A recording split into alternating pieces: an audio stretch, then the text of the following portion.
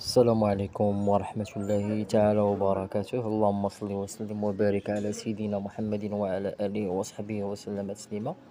كما شفتوا في الأول عندنا النمل في هاد الثقبة ديال شنقولوا الغار ديالو. هاد النمل هذا بغيتي تحيدو نعطيك طريقة أكيدة وتهنى منه. دير القرفة ودير سميتو هذاك الفخر مدقوق، غتخلطهم وتكب على الغار ديالو. انا دابا عندي متوفره هي القرفه.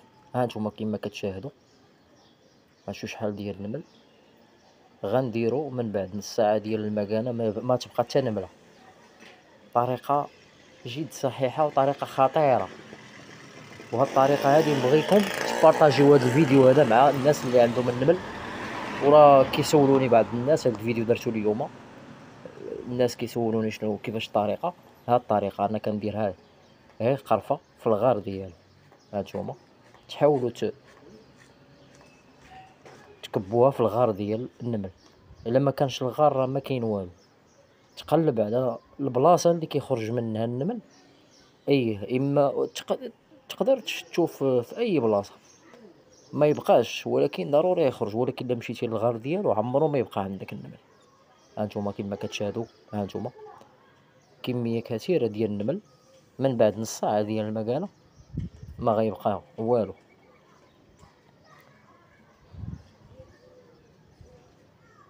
انا دابا جيت نفطر، غنريح واحد نص ساعه ديال المكانه. سبحان الله العظيم، بحال ما عرفتش انا براسي لحد الان. تنغبر عليه نص ساعه ديال المكانه ما كنلقاش في اي بلاصه. كنديرو عندي في الحديقه ديالي النمل على الجد.